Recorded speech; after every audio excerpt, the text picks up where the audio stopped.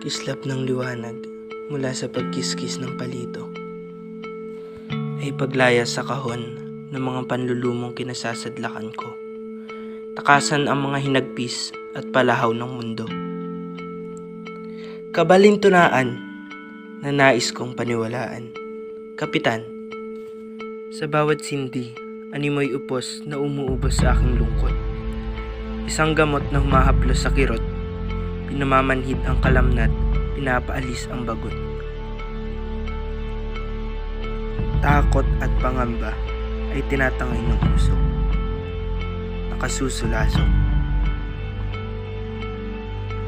Ako na nag-iisa sa laban ng buhay ay unti-unting inuubos ng tangi kong sinasandigan.